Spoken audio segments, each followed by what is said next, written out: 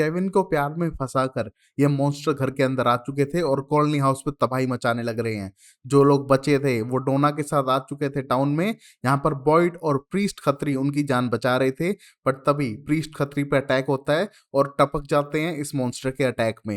याद तेरी आएगी, मुझको बड़ा सताएगी। इस हादसे से बॉयड बहुत ज्यादा ट्रॉमेटाइज था। वो अपने की चेन को लेके इमोशनल होने ही लग रहा था, बट सुबह तक कैनी वहां पर आके एक्सप्लेन करता है कि उसने कॉलोनी हाउस के लोगों को यहाँ पर सेटल डाउन कर दिया है और अब बॉयड अपनी रिस्पॉन्सिबिलिटी संभाल के सब लोगों को गाइड करें कि सब शांत हो जाए।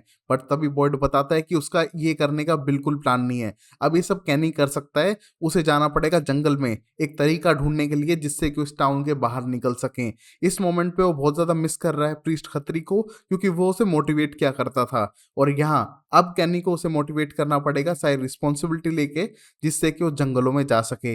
यहाँ कैनी इन सब के लिए रेडी नहीं है, बट बॉयड उसकी एक भी सुनने नहीं वाला है। अब वहीं बॉयड सैरा को छुपा के सीधा जंगल की तरफ ले जाने लगता है, क्योंकि उसे पता था कि खत्री ने अगर बिलीव किया है कि सैरा हेल्प कर सकती है तो उसकी हेल्प लेगा। यहाँ पर बार बार सैरा के पूछने में बताता है कि खत्री मर चुका है दूसरों की हेल्प करते हुए, और वो उस पर बिलीव करता था कि जो उसको वॉइसेस सुनाई दे रही हैं वो उन्हें हेल्प करेंगी टाउन से बाहर ले जाने के लिए। बट अगर ऐसा नहीं हुआ तो उसी मोमेंट पे उस पर गोली मार देगा और यहाँ पर शेड में छुपाने लगता है। बट सैरा का कहना था कि वो यहाँ पर हेल्प करने के लिए है और वो बॉयड को हर तरीके से हेल्प करेगी। ये सुन बॉयड वापस टाउन की तरफ जाता है अपना सामान पैक करने के लिए। वहीं उसे मिलता है केनी, जो उसे रिक्वेस्ट करता है कि वो टाउन छोड़ के ऐसे ना जाए, वो अकेला नहीं संभाल पाएगा। ये जो टेलिस्मेंट उसने दिए हैं टाउन को बहुत अच्छी बात है, बट वो वुंड के ऊपर बैंडेज जैसा है जो किसी भी मोमेंट हट सकता है और फिर से वो सारा डर वापस आ जाएगा टाउन में जो उसके आने से पहले था। तो प्लीज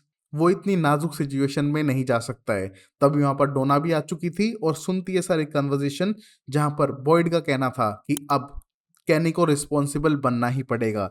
ये सुन के कैनी इमोशनल होते हुए रिक्वेस्ट करता है, चलो बॉयड जा रहा है तो पक्का सॉल्यूशन ढूंढ कर ही लाना और जिंदा वापस आना इस टाउन में, और तब तक के लिए वो सारी रिस्पॉन्सिबिलिटी संभालेगा।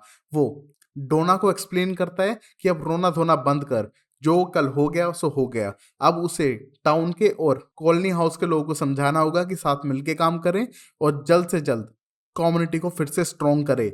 ये देख के डोना बहुत ज्यादा एक्साइटेड थी कि बॉयड ने कैनी को एक जिम्मेदार इंसान बना दिया। वहीं उसके जाने के बाद डोना और बॉयड बात करने लगते हैं कि किस तरह वो जंगल में जाने का प्लान बना रहा है जिससे कि वो कोई सॉल्यूशन ढूंढ सके। फिर अपने बेटे एलिस से जाके मिलता है जिसको बहुत ज्यादा चोट लग चुकी थी, बट अब वो जिंदा है और दोनों हॉस्पिटल में हैं। यहाँ पर एलिस तो अपने डैड से बात ही नहीं करना चाहता है। वहीं फातिमा बहुत ज्यादा रिस्पेक्ट करती है बॉयड की, क्योंकि उन्हीं की वजह से उनकी जान बच पाई है। बट फातिमा के वहां से जाने पर बॉयड एक्सप्लेन करता है कि तुम मुझ पे कितना भी गुस्सा हो, डिसअपॉइंटेड हो, बट तुम मुझसे कह सकते हो और मैं तुमसे हमेशा प्यार करता रहूंगा। जो भी मैंने किया वो सब तुम्हारे बेटर फ्यूचर के लिए था और मुझे प्राउड है कि एलिस मेरा बेटा है जो एक बेटर ह्यूमन बीइंग बनता हुआ मुझे नजर आ रहा है।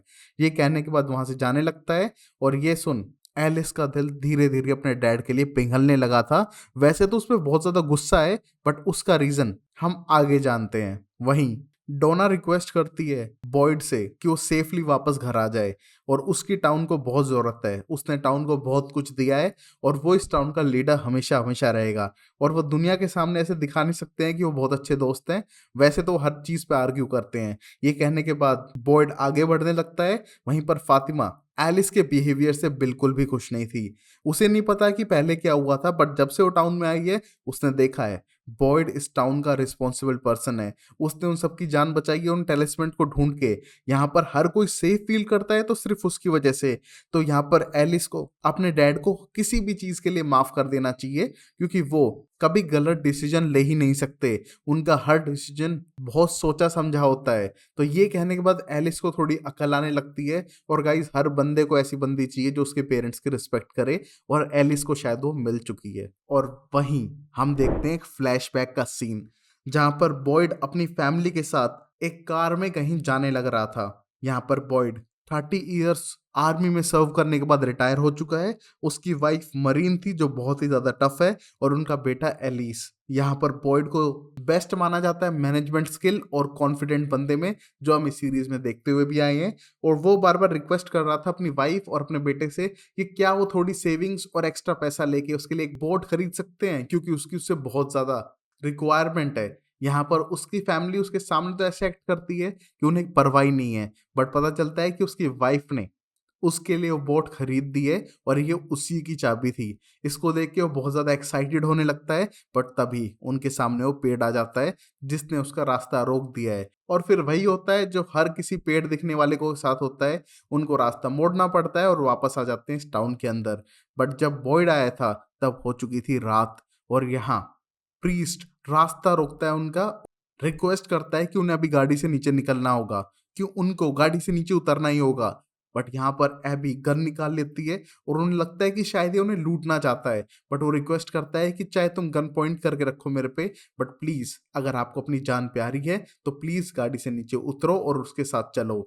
यहाँ पर बॉयड उस पर यकीन करता है और तीनों किसी क्रीचर की आवाज सुन के प्रीस्ट को फॉलो करते हैं और वो अंडरग्राउंड छुपने लगते हैं। यहाँ पर डोना भी उनके साथ थी और कहती है कि गन को नीचे कर सकती हो, जो चीजें तुम्हें हार्म कर सकती हैं वो ऊपर है नीचे नहीं। ये कहने के बाद वो सबको एक डरे सहमे पूरी रात उन मॉन्स्टर्स की आवाज सुनते हुए अंडरग्राउंड छुपे हुए थे। और अगली सुबह जैसे बॉयड बाहर निकलता है, देख पाता है 3-4 लोग टपक चुके हैं, और शायद वो उतने लकी नहीं थे जितने वो हैं। और अब उसे ये सब ट्रोमेटाइज करता है कि कहाँ फंस चुका है वो, और यहाँ पर किन लोगों को टपका दिया है उन मॉन्स्टर्स ने।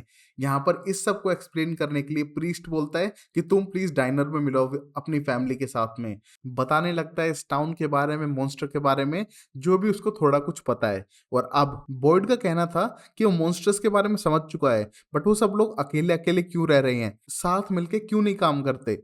वो सब सारे रिसोर्सेज को गैदर करेंगे, हाइडिंग प्लेस को और सेफ बनाएंगे और बार बार जगह चेंज करते रहेंगे जिससे कि मॉन्स्टर उन्हें पकड़ ना सके। ये सुन के खत्री बहुत ज्यादा इम्प्रेस था, और बॉयड के लीडरशिप में ये सारे काम होने शुरू भी होते हैं। हम देख पाते हैं सारे रिसोर्सेज एक जगह कलेक्ट हो रहे थे, वो डाइनर था, अलग अलग गड्ढे खोदे जा रहे हैं जहां पर हाइडिंग प्लेस चेंज हो रही थी हर रात में। और ये टाउन धीरे धीरे साथ मिलके इन मॉन्स्टर से बच रहा था। ये हर किसी को पसंद आ रहा था, बट एबी की मानसिक स्थिति खराब होती जा रही है, और यहाँ उसे संभालने के लिए बॉयड भी नहीं है क्योंकि वो दूसरों को संभाल रहा था। ये देख के एलिस अपने डैड से बार बार रिक्वेस्ट भी करता है कि सब काम को छोड़कर वो अपनी वाइफ एबी पे ध्यान दे, बट यहाँ पर बॉयड के पास टाइम ही नहीं था अपनी फैमिली के लिए, क्योंकि वो एक मैनेजमेंट गुरु बन चुका था इस टाउन में जो सबको लीड कर रहा था। यहाँ पर अब कॉलोनी हाउस और टाउन डिवाइड हो चुके हैं और रिसोर्सेज के लिए लड़ाइयाँ भी हो रही हैं, बट वो हर किसी को सोल्व करते हुए टाउन को एक साथ मिलके चलने के लिए एडवाइस कर रहा था, जो सब मानते हुए फॉलो भी कर रहे थे। यहाँ पर उनने जंगल से गोट शीप हैन जो भी था वो सब कलेक्ट करना शुरू कर दिया था, और उनको पालकर वो अपने फूड रिसोर्सेज भी इम्प्रूव करते जा रहे थे।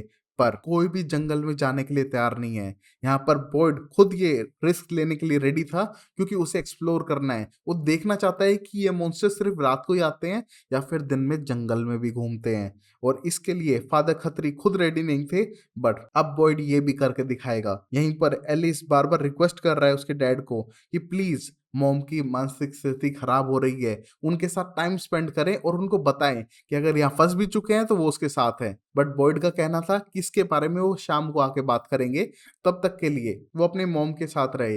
ये देख के एलिस को बहुत गुस्सा आ रहा था, बट बॉयड उन्हें छोड़ अब सीधा जंगल की तरफ जाने लगता है। यहाँ पर बार बार मार्किंग करते हुए जा रहा था जिससे वो रात होने से पहले वापस भी आ सके।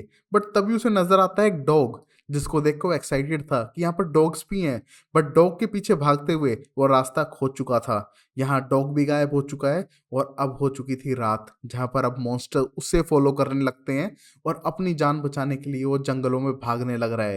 यहाँ पर वो गलती से एक केव में गिर जाता है जो झाड़ियों के पीछे छुपी हुई थी, और अब उसे लगता है कि शायद उसे अपनी गन यूज करनी पड़ेगी अपनी जान बचाने के लिए। पर झाड़ियों के पास आकर मॉन्स्टर वापस लौट जाते हैं, जैसे कि उसे बॉयड में इंटरेस्ट ही ना हो। ये देख के वो खुद सरप्राइज था और चारों तरफ देख पाता है इन स्टोन्स को जिन पर कोई सिंबल्स बने हुए थे। मतलब ये टेलिस्मेंट्स हैं जिनको यूज करके वो अपनी और टाउन के लोगों की जान बचा सकता है। और धीरे धीरे सारों को निकाल के कलेक्ट करता है सुबह तक, जिससे वो टाउन के लोगों की हेल्प कर पाए। और जैसे ही सुबह अपने घर की तरफ जाने लगता है उसे सुनाई देती है गन शॉट की आवाजें। डरते हुए भागता है और देख पाता है उसकी वाइफ को जो पूरी पागल हो चुकी है और सिर्फ लोगों की तरह कहीं भी गोलियां मारने लग रही थी लोगों में, क्योंकि उसे लगता है उसके हस्बैंड का रात में बाहर सरवाइव करना इम्पॉसिबल है, वो मर चुके हैं और जो मेरे सामने है वो भी फेक है और ये सब लोग फेक है। यहाँ पर अगर वो मर जाएंगे तो शायद रियल लाइफ में चले जाएं, इसीलिए वो सबको टपकाने लग रही थी। ये देख डोना बीच में आती है और वो डोना को मारने ही वाली थी। बॉयड उसे एक्सप्लेन करता है कि सब कुछ सही हो चुका है, उसे वो टेलिस्मेंट मिल चुके हैं जिससे वो सेफली रह सकते हैं, प्लीज उसकी बात सुने, यहाँ पर सब कुछ रियल है और वो रियल में लोगों को गोली मार रही है। पर एबी सुनने वाली नहीं थी और वो मारने लगती है डोना को, बट तभी उसका बेटा एलिस बीच में आ जाता है। एबी अपने बेटे को ही मारने वाली थी, यहाँ पर पहले ही बॉयड उसे गोली मार के खत्म कर देता है। ये देख हम समझ पा रहे थे कि यहाँ पर एलिस को चुना उसने अपनी वाइफ के ऊपर, और अब एलिस को यही दुख है कि उसके डैड अगर उसका साथ देते तो शायद उसकी मॉम बच जाती। वहीं अब प्रेजेंट टाइम में इन सब चीजों को याद करके बॉयड अपना बैग पैक करने लगता है और पुराने क्लोथ्स को रखते हुए एक टेलिस्मेंट साथ ले लेता है जिससे कि वो जंगल में बचा रह सके। वहीं अब शेड की तरफ बढ़ने ही लग रहा था जहां एलिस उसको गुड बाय कहने के लिए आ चुका है फातिमा के समझाने पे, और बताता है कि किस तरह लास्ट नाइट एक टेलिस्मेंट की वजह से उसकी और फातिमा की जान बच पाई थी।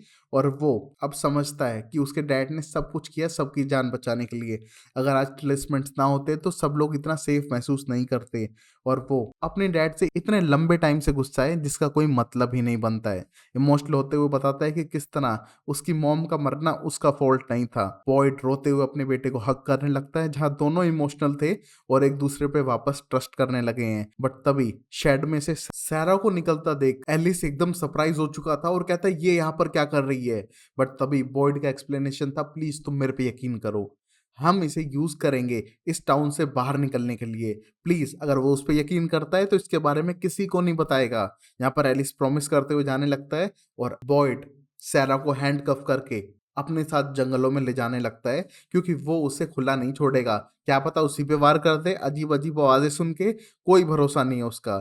यहाँ पर एलिस वापस जाने के बाद इमोशनल होते हुए फातिमा से कंफर्ट लेता है कि किस तरह उसने अपने डैड को माफ कर दिया है इतने लंबे ग्रज के बाद में। और वहीं हम टाउन में देखते हैं जूली को जो बहुत बुरी तरह से डरी हुई है और उसके डैड के पूछने पे बताती है कि किस तरह विक्टर के रूम में थी और वो अपनी सारी पिक्चर्स को कलेक्ट करने लग रहा था। यहाँ बाहर स्क्रीमिंग स्टार्ट हो चुकी थी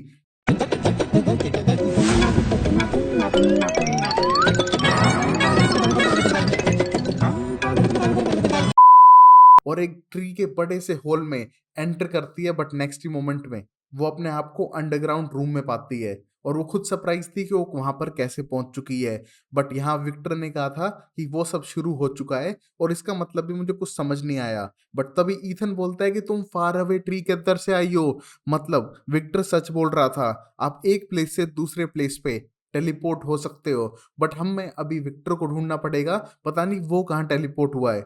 बट इसके बारे में किसी को टेंशन नहीं थी क्योंकि जूली बहुत बुरी तरह से ट्रोमेटाइज हो चुकी है और टैबिथा उसे शांत करने की कोशिश करती है। बट तभी जेड पागलों की तरह उनके घर में घुसने लगता है अपने नए आइडियाज को लेके कि किस तरह उसे विक्टर से मिलना है। बट ये देख के टैबिथा उसे डांट के भगाती है और यहाँ जिम उसे पकड़ के घर के बाहर निकालता है और एक्सप्लेन करता है कि वो संकी है और उसके घर में ऐसे एंटर ना करे, उसकी बेटी पहले ही डरी हुई है। ये सुनकर जेड बोलता है ओके आई अंडरस्टैंड, तुम्हारी बेटी डरी हुई है, वो रिस्पेक्ट करता है इस बात की, पर उसको विक्टर से मिलना है, उसकी एक फोटो मिली है। बट यहाँ पर उसकी एक भी बात जिम नहीं सुनता है और उसको गुस्सा करने लगता है कि वो उसे जंगलों में छोड़ के आ चुका था उस रेडियो के साथ में, वो बिल्कुल पागल है और उसे तो स्टैटिक भी सुनाई दिया। ये सुनकर जेड बहुत ज्यादा सरप्राइज था कि स्टैटिक आए मतलब वो रेडियो वेव्स बाहर फेंक सकते हैं, किसी तरह हेल्प ले सकते हैं, प्लीज उसके काम पे और ध्यान देते हैं। बट तभी जिम का कहना था उसने काम कर भी लिया है, उसने टावर का डिजाइन बना लिया है और वो कॉलोनी हाउस के ऊपर लगाएंगे, पर उन्हें डोना की परमिशन चाहिए। यहाँ पर जैसे ही डोना से परमिशन मांगने जाते हैं वो हाँ कह देती है, क्योंकि कल के अटैक के बाद शायद अब कॉलोनी हाउस में लोग जल्दी से आने वाले हैं नहीं, तो एटलीस्ट कुछ लोग तो रहेंगे वहां पर जिससे उसको बेटर फील होगा। वैसे उसके 14 लोग मर चुके हैं इस अटैक में, जिसके बाद वो बहुत ज्यादा निराश है। यहाँ परमिशन मिलने के बाद दोनों एक्साइटेड थे, ये किसी तरह रेडी को भेज के हेल्प ले सकते हैं। वहीं एंड में हम देखते हैं कैनी लीडर बन चुका है, जो सबको बताता है कि किस तरह अब कोई कॉलोनी हाउस नहीं, कोई टाउन नहीं, सब लोग मिलके काम करेंगे। बॉयड यहाँ पर गया है जंगलों में कोई सॉल्यूशन ढूंढने के लिए जिससे कि वो इस टाउन से एस्केप कर सके, तो प्लीज सबको मिलजुल के काम करना है। यहाँ पर अब डोना बताती है कि किस तरह जिम और जेड के पास भी एक प्लान है जिसको यूज कर वो यहाँ से बाहर निकलने का प्लान बना रहे हैं, तो प्लीज उनकी हेल्प करे। यहाँ पर उनको हेल्प की जरूरत है और अगर वो कामयाब हुआ तो शायद इस टाउन से बाहर भी निकल सकते हैं।